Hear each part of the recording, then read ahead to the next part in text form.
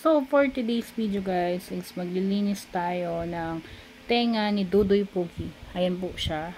So, ito po ang gagamitin natin ay ear drops. So, bali, ipapatak lang din natin to sa kanyang tenga. Tapos, meron tayo dito ear wipes. So, guys, pwede to sa kahit anong klaseng hayop ha. Aso man o pusa, pwede po to. Ang model natin is nakahiga. Si Dudoy Pogi nga. Si Dudoy Pogi. Kailangan natin linisan yan. Kasi mandumi na ang kanyang tenga. So, simulan na natin ang ating paglilinis. Operation Linis Tenga ni Dudoy Pogi. Ear drops sa ating tenga ng aso.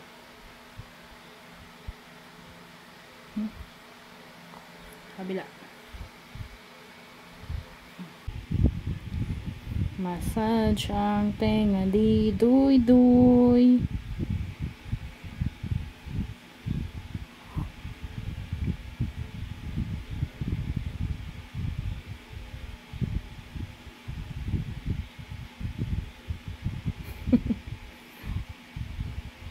Ang gwapo. Natin yung tenga niya gamit ang ear wipes.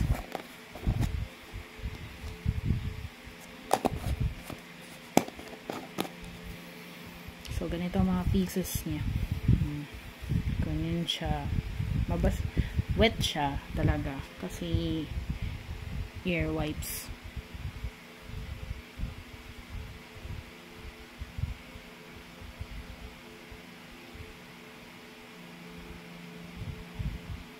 Ay, patulog yung model.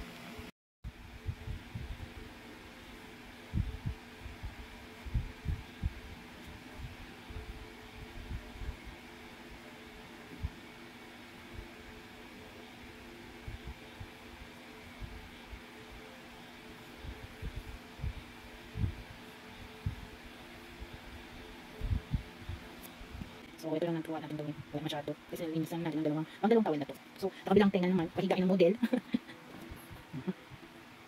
So, yun o. Super dumi ng tenga niya.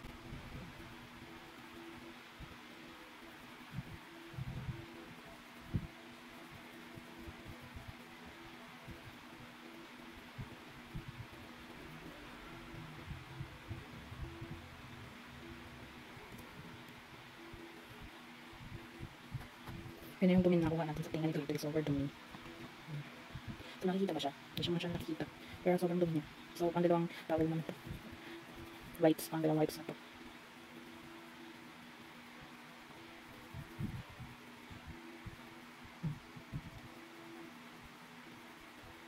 Ayan. So, yan ang ating tenga ng Dudoy. Super linis na. At ang ating model. So, guys, kung gusto nyong subukan ang maglinis ng ating alagang aso kasi mas tipid to kaysa magbayad tayo sa vet. So, bumili na kayo ng ear wipes saka ear drops. Mura lang to sa Shopee. Ito na po yung mga nakuha nating dumi gamit yung ating ear drops. So, yan kadami.